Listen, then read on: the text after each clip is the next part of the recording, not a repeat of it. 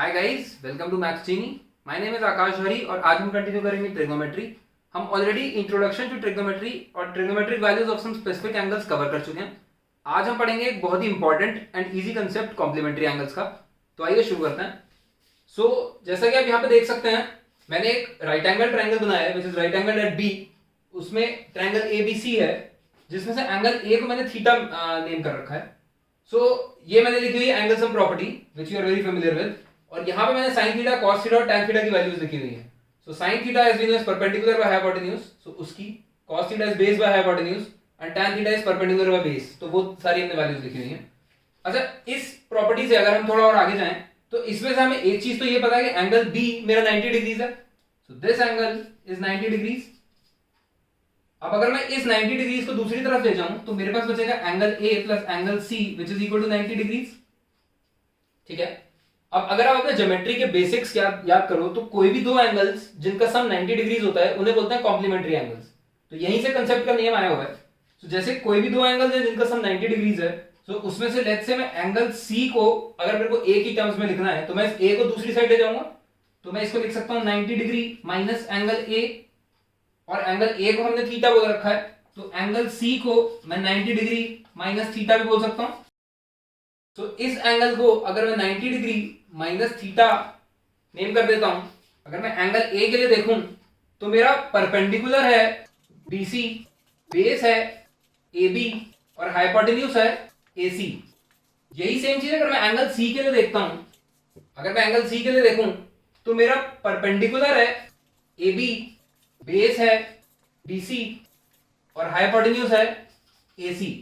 ये चीज आपको ऑलरेडी पता है, पर मैं दोबारा क्यों बता रहा हूं, क्योंकि यहां पे एक बहुत अच्छा सा रिलेशन है हमारे पास। जो साइड एंगल ए के लिए परपेंडिकुलर है वही साइड एंगल सी के लिए बेस है। सो अगर मैं इस रेशियो की बात करूं तो इसमें जो साइड बीसी है, जो एंगल ए के लिए परपेंडिकुलर है, वही सेम साइड एंगल सी के लिए बेस है, और एसी इन दोनों एंगल्स के लिए हाइपोटेन्यूज है। तो अगर आप इसको ध्यान से देखो, अगर मैं cos c लिखना चाहूं, सो cos c क्या होगा, base upon hypotenuse which would be equal to BC, क्योंकि बीसी एंगल सी का बेस है, upon hypotenuse which is equal to AC. तो इससे हम एक अच्छा सा रिलेशन देख सकते हैं कि साइन थीटा और cos c की वैल्यू सेम आ रही है, और c क्या है, 90 माइनस थीटा। ठीक है। तो अगर मैं यहां पे c को रिप्लेस कर दूं तो मैं ये भी लिख सकता हूं कि cos 90 minus theta is equal to BC upon AC. या अगर मैं बीसी अपॉन एसी को ही रिप्लेस कर दूं तो मैं बहुत अच्छा सा रिजल्ट लिख सकता हूं, that sine theta is equal to cos 90 minus theta. ऐसे ही अगर हम आगे देखें, so cos theta is equal to AB by AC, बिल्कुल सेम लाइंस में हम देखेंगे। सो AB साइड जो थीटा के लिए बेस है वही सेम साइड C के लिए परपेंडिकुलर है, इसीलिए मैं इसको लिख सकता हूं sine C is equal to, इसके लिए साइन क्या होगा, perpendicular upon hypotenuse, that is AB upon AC। और वापस मैं C को क्या लिख सकता हूं, 90 माइनस थीटा। क्यों? क्योंकि A और C मेरे कॉम्प्लीमेंट्री एंगल्स हैं। तो यहां पे मैं लिख सकता हूं sine of 90 degrees minus theta is equal to AB by AC। और अगर मैं कंसोलिडेट करके रिजल्ट लिखूं तो मैं लिख सकता हूं cos theta is equal to sine 90 minus theta, क्योंकि दोनों साइड्स का रेशियो सेम आ रहा है। ठीक है। ऐसे ही tan के लिए देखते हैं। tan थीटा अगर मैं देखता हूं तो that is perpendicular by base, but ये साइड जो परपेंडिकुलर है एंगल ए के लिए वही सेम साइड बेस है एंगल सी के लिए। सो अगर मैं सी की टर्म्स में इस रेशियो को एक्सप्रेस करने की कोशिश करूं तो सी के लिए साइड बीसी बेस है और सी के लिए साइड ए बी परपेंडिकुलर है। सो ये रेशियो साइड अगर एंगल सी के हिसाब से देखा जाए तो ये रेशियो बेस अपॉन परपेंडिकुलर है। यानी अगर मैं कॉट सी की बात करूं which is equal to base by perpendicular, तो उसके लिए मैं लिखूंगा पीसी अपॉन ए बी। और दोबारा मैं c को अगर 90 माइनस थीटा रिप्लेस कर देता हूं तो this would be cot 90 minus theta which would be equal to bc upon ab। So क्योंकि ये रेशियो और ये रेशियो दोनों सेम आ रहे हैं तो हम इससे एक तीसरा रिजल्ट यहां पे कंसोलिडेट करके लिख सकते हैं। ये रिजल्ट आप ऊपर वाले दो रिजल्ट्स को डिवाइड करके भी कर सकते थे। अगर इस इक्वेशन को इस इक्वेशन से डिवाइड करते तो LHS देखिए sin theta divided by cos theta tan theta हो जाता, और RHS cos 90 minus theta divided by sin 90 minus theta cot 90 minus theta हो जाता। बाकी के तीन ऐसे रिलेशन ढूंढने के लिए हम इंडिविजुअल ये जो तीन इक्वेशन आई हुई है हमारे पास, इनका रेसिप्रोकल ले लेंगे। सो इसका अगर मैं पूरी इक्वेशन पे रेसिप्रोकल लेता हूं तो sin थीटा का रेसिप्रोकल इज cosec थीटा, और RHS पे cos 90 माइनस थीटा का reciprocal would be sec 90 minus theta. ऐसे ही अगर मैं सेकेंड इक्वेशन का रेसिप्रोकल लेता हूं, सो cos थीटा का रेसिप्रोकल इज sec थीटा और RHS पे sin 90 माइनस थीटा का reciprocal is cosec 90 minus theta. ऐसे ही थर्ड का रेसिप्रोकल, सो इधर आ जाएगा cot थीटा tan थीटा का रेसिप्रोकल और इधर cot 90 माइनस थीटा का रेसिप्रोकल tan 90 माइनस थीटा। सो ये है हमारे 6 बहुत इंपॉर्टेंट रूल्स जो कि बहुत इजी है वैसे निकालने, पर आपको ये वाले रूल्स याद होने चाहिए, इनको हम डायरेक्ट यूज करेंगे। अब हम कॉम्प्लीमेंट्री एंगल्स के कंसेप्ट से रिलेटेड क्वेश्चंस देख लेते हैं। ये एनसीईआरटी के चैप्टर ट्रिग्नोमेट्री की एक्सरसाइज 8.3 है। इसमें आपको जैसा पहले ही क्वेश्चन देखो तो आपको फर्स्ट क्वेश्चन का फर्स्ट पार्ट कह रहा है find the value of sine 18 degrees by cos 72 degrees. तो कॉम्प्लीमेंट्री एंगल्स के कंसेप्ट में आपको बहुत सारे नॉन स्टैंडर्ड एंगल्स दिखेंगे। नॉन स्टैंडर्ड एंगल्स मतलब हमने कुछ स्टैंडर्ड एंगल्स यानी स्पेसिफिक एंगल्स की वैल्यूज याद करी थी विच वर 0 degrees, 30 degrees, 45 degrees, 60 degrees and 90 degrees. उनके अलावा बाकी सारे जो एंगल्स हैं जैसे 18 डिग्रीज, 48 डिग्रीज, 23 डिग्रीज, ये नॉन स्टैंडर्ड एंगल्स हैं। इनकी ट्रिग्नोमेट्रिक वैल्यूज याद करना कोई आपसे एक्सपेक्ट नहीं करता और ना ही आपको पता होनी चाहिए। तो जब भी आपको नॉन स्टैंडर्ड वैल्यूज दिख रही हो किसी क्वेश्चन में तो आप हमेशा उसमें कॉम्प्लीमेंट्री एंगल्स की जो प्रॉपर्टीज हमने पढ़ी हैं या और भी आगे प्रॉपर्टीज जो हम पढ़ेंगे उनमें से कोई प्रॉपर्टी अप्लाई करने की कोशिश करना। जो भी नॉन स्टैंडर्ड एंगल्स की वैल्यूज हैं वो किसी ना किसी और टर्म से कट रही होंगी और कैंसिल हो जाएगी वो वाली टर्म। जैसे हम इसमें देख सकते हैं कि हमने पढ़ा था sine theta is equal to cos 90 minus theta. So अगर मैं इसमें वही प्रॉपर्टी लगाऊं, सो इससे मैं देख सकता हूं कि साइन 18 डिग्रीज अगर मैं थीटा को 18 पुट कर दूं तो sine theta should be equal to cos 90 minus theta. तो यहां भी थीटा की वैल्यूज में 18 पुट कर सकता हूं। सो अगर मैं यहां पे साइन 18 लिखता हूं so that would be equal to cos 90 degrees minus 18 degrees which is equal to cos 72 degrees. So denominator में भी cos 72 डिग्रीज है और न्यूमरेटर में भी cos 72 डिग्रीज हो गया। सो इसकी वैल्यू क्या हो गई 1। इसी के जैसे बाकी पार्ट्स हैं। सेकंड पार्ट कह रहा है tan 26 degrees by cot 64 degrees. So ये भी एग्जैक्टली सेम लाइंस पे है। tan 26 डिग्रीज को मैं इसी वाली आइडेंटिटी से tan theta equal to cot 90 minus theta से चेंज करके cot 64 डिग्रीज लिख दूंगा और वैल्यू इसकी भी 1 हो जाएगी। ठीक है, बाकी के दो पार्ट्स इजी हैं, आप डायरेक्टली सॉल्व कर सकते हो। इसमें सिंपल कॉम्प्लीमेंट्री एंगल्स की प्रॉपर्टीज लगनी है। ठीक, क्वेश्चन नंबर 2 के फर्स्ट पार्ट पे आते हैं जो मैंने ऊपर लिखा हुआ है। अब इसमें देखिए आपको प्रूफ करना है। क्वेश्चन कह रहा है show that tan 48 into tan 23 into tan 42 into tan 67 is equal to 1। अब ये चारों नॉन स्टैंडर्ड एंगल्स हैं, हमें किसी की भी वैल्यूज नहीं पता। तो आप क्या करोगे, इसमें और कुछ ऐसे कटता हुआ दिख भी नहीं रहा, तो इसमें आप अगर इन दोनों को कंबाइन करो तो आपको कुछ मिलेगा नहीं, इन दोनों को कंबाइन करो तो कुछ नहीं मिलेगा। ऐसे क्वेश्चन में आपको ऐसे दो एंगल्स ढूंढने होते हैं जो आपस में कॉम्प्लीमेंट्री हो, यानी जिनको ऐड करके 90 डिग्रीज बन रहा हो।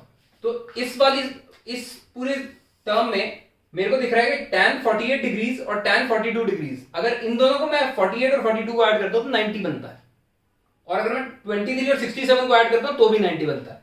तो मैं इसको अगर इसके साथ कंबाइन करूंगा तो मेरे को कोई फायदा नहीं होगा, इसलिए मैं tan 48 को tan 42 के साथ कंबाइन करूंगा। आपस में मल्टीप्लाई हो रहे हैं, किसी भी ऑर्डर में मल्टीप्लाई कर सकते हैं। अब मैं इसमें कॉम्प्लीमेंट्री एंगल्स वाली प्रॉपर्टी लगाऊंगा। So tan theta is equal to cot 90 minus theta, यह हमें पता है। सो अगर मैं ये प्रॉपर्टी इनमें से किसी भी एक में लगाऊं, दोनों में नहीं लगानी, क्योंकि अगर दोनों में लगा दिया तो दोनों कॉट और कॉट बन जाएंगे, फिर हम सेम प्रॉब्लम में फंस जाएंगे। सो अगर मैं किसी एक टर्म को वैसे ही रखूं, दूसरी टर्म 42 डिग्रीज अगर थीटा को 42 डालता हूं तो मेरे पास आ जाएगा tan 42 is equal to cot 90 minus 42 and 90 minus 42 is 48। So इसका मतलब मेरे पास आ जाएगा tan 42 is equal to cot 48 degrees. So इसको चेंज करके मैं लिख सकता हूं tan 48 degrees into cot 48 degrees. Similarly दूसरे ब्रैकेट में मैं चेंज करके लिख सकता हूं tan 23 degrees into cot 23 degrees. और हमें पता है कि tan थीटा और cot थीटा एक दूसरे के रेसिप्रोकल होते हैं। तो tan 48 और cot 48 आपस में एक दूसरे को काट देंगे, tan 23 और cot 23 काट देंगे, ये दोनों कट के बनेंगे 1, ये दोनों कट के बनेंगे 1, 1 multiplied by 1 is equal to 1। तो ऐसे ही क्वेश्चन नंबर 2 का सेकंड पार्ट है, उसमें भी cos 38 into cos 52 minus sin 38 into sin 52 है। सो अगेन 38 और 52 को अगर आप आपस में देखोगे तो वो दोनों कॉम्प्लीमेंट्री एंगल्स हैं। उन दोनों में से किसी एक को चेंज करोगे तो दूसरे वाली की वैल्यू ऑटोमेटिकली बन जाएगी। लेट्स से मैं यहाँ पे मेरे को, क्योंकि ये दोनों कॉम्प्लीमेंट्री एंगल्स दिखाई दे रहे हैं, तो मैं इसमें से 52 डिग्रीज को चेंज कर देता हूँ। मुझे पता है cos theta is equal to sin 90 minus theta. तो इसको मैं लिख सकता हूँ cos 38 डिग्रीज और इसको मैं चेंज करके लिख सकता हूँ sin 38 डिग्रीज, क्योंकि 90 माइनस 52 इज इक्वल टू 38। ऐसे ही यहाँ पे मेरे को साइन 38 दिखाई दे रहा है, ऑटोमेटिकली मेरी ये वाली वैल्यू यहाँ पे वापस आ चुकी है, तो मैं इसको नहीं चेंज करूंगा, मैं इस वाली को चेंज करूंगा। सो साइन 52 को अगर मैं sine theta equal to cos 90 minus theta वाली प्रॉपर्टी यूज करके इसको चेंज करता हूं, so sine 52 would be equal to cos 38। तो यहाँ पे मैं कॉस 38 डिग्री लगा सकता हूं, और ये दोनों सेम ही टर्म बन गई है, तो इसका आंसर आ जाएगा 0।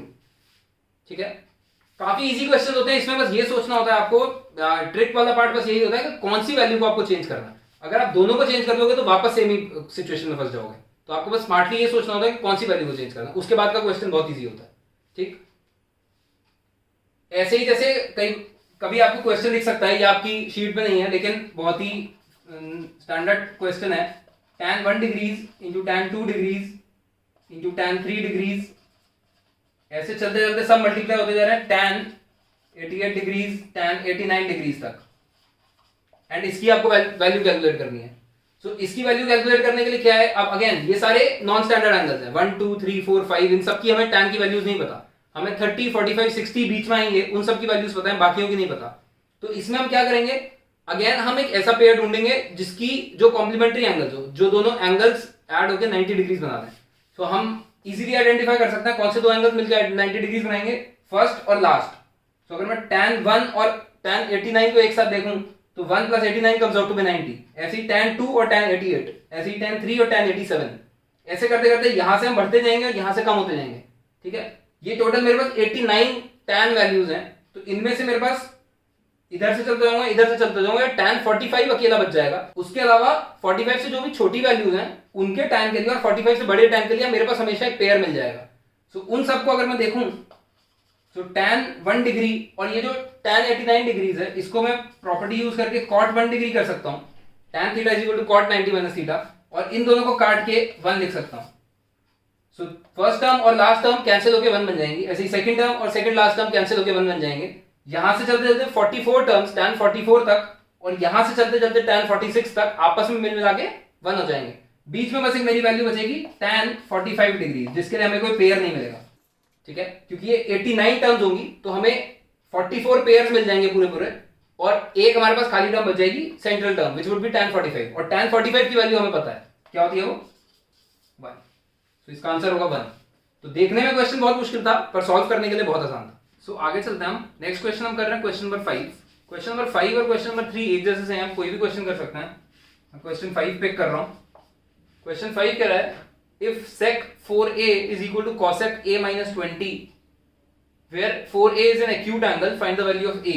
so इसके लिए एक छोटा सा कंसेप्ट है जो आपको पता होना चाहिए। Concept says if sin a is equal to sin b, angle a would be equal to angle b। This concept says कि अगर हम दो एंगल्स हमें ऐसे गिवन है जिनकी साइन वैल्यू इक्वल है तो वो दोनों एंगल्स भी इक्वल होंगे। This statement would hold true for all 6 trigonometric ratios. यहाँ पे साइन की जगह tan हो, cot हो, cosec हो, कुछ भी हो, ये सब में होल्ड करेगा, provided that a and b are acute angles. ये एक्यूट होने क्यों जरूरी है, ये अभी हमारे स्कोप के बाहर है, ये आप हायर क्लासेस में देखोगे। सो अभी के लिए आप इस कंसेप्ट को समझो। सो इसी कंसेप्ट को हम यूज करेंगे यहाँ पे। सो बेसिकली हमारे पास चीज क्या है कि अगर साइन ए और साइन बी इक्वल है तो हमारे एंगल ए भी एंगल बी की इक्वल होता है। तो यही सेम कंसेप्ट हम इसमें यूज कर रहे हैं। अगर यहाँ पे जैसे sec 4a लिखा हुआ है, अगर यहाँ पे मेरे पास sec की टर्म्स में कुछ होता तो मैं ये बोल सकता था कि since sec 4a is equal to sec of some another angle, तो हम दोनों एंगल्स को बराबर कर सकते थे। लेकिन अभी यहाँ पे cosec है तो हम cosec को sec में कैसे चेंज कर सकते हैं, कॉम्प्लीमेंट्री एंगल्स वाली प्रॉपर्टी यूज करके। तो जैसे कि हमें पता है किसी भी एक को आप चेंज कर लो, या तो इस sec को cosec में चेंज कर लो या cosec को sec में चेंज कर लो। तो बेसिकली हमें पता है कि sec theta is equal to cosec 90 minus theta. तो अगर मैं ये वाली प्रॉपर्टी यूज करूं तो मैं यहाँ पे थीटा को अगर मैं 4a पुट कर दूंगा तो मैं यहाँ पे भी थीटा को 4a पुट कर दूंगा। तो इस चीज को मैं लिख सकता हूं cosec 90 minus 4a is equal to, यहाँ पे थीटा की जगह 4a पुट करके मैंने सिंपली वाली प्रॉपर्टी लगा दी है, तो यहाँ पे आ गया cosec 90 minus 4a, this would be equal to cosec a minus 20। अब जैसा कि हमने कंसेप्ट देखा था, if cosec x is equal to cosec y then angle x should be equal to angle y। तो हम यहाँ पे लिख सकते हैं कि 90 degrees minus 4a would be equal to a minus 20 degrees. तो जब ये हमारे पास इक्वेशन आ गई तो इसको हम बहुत इजीली सॉल्व कर सकते हैं। इस 20 को इधर लेके जाऊंगा 110 हो जाएगा, इस 4a को इधर लेके जाऊंगा 5a हो जाएगा। सो 110 degrees would be equal to 5a which implies a is equal to 22 degrees. So आगे चलते हैं क्वेश्चन नंबर 6 पे। Question number 6 says if a b c are interior angles of a triangle abc then show that। तो हमें ये चीज proof करनी है और हमें गिवन क्या है कि A B C interior angles हैं एक ट्राइंगल के।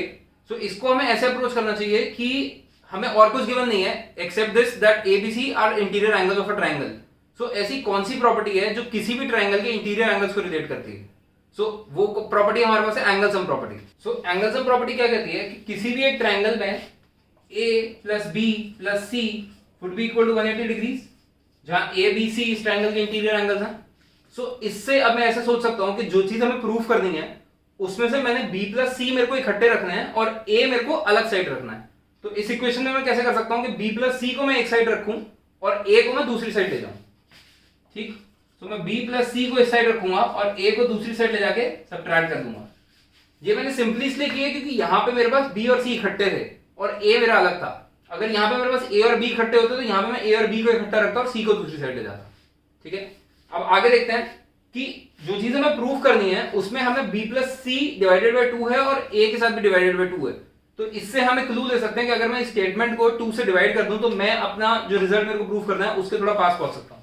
तो इस पूरे को अगर मैं 2 से डिवाइड कर देता हूं तो मेरे पास ये आ जाएगा। अब ये तो ऐसे कैसे ही रहेगा b प्लस सी बाई 2। इसको थोड़ा और हम फर्दर सिंप्लीफाई कर सकते हैं। This would B 90 degrees minus a by 2। ठीक है, अब इस इक्वेशन से यहां तक पहुंचने के लिए मेरे को इसका अगर मैं साइन ले लूं, इस एंगल की अगर मैं साइन वैल्यू ले लूं तो मैं यहां तक पहुंच जाऊंगा। तो मैं इस पूरी इक्वेशन में दोनों एंगल्स की तरफ साइन ले लेता हूं। तो यहां मैंने लिया sine of b plus C by 2 is equal to sine 90 degrees minus a by 2। ठीक है, और अब LHS हमारा वापस आ गया यहां पे प्रॉपर। RHS यहां पे cos a बाई 2 और यहां पे हमें sine 90 degrees minus a by 2 दिख रहा है। तो हमें पता है कॉम्प्लीमेंट्री एंगल्स की property, sine 90 degrees minus theta is equal to cos theta. ठीक है, सो हम सिंपली वाली प्रॉपर्टी यहां पे लगाएंगे। यहां पे थीटा की वैल्यू हो जाएगी a बाई 2, तो उसको सिंपली यहां पे पुट कर देंगे।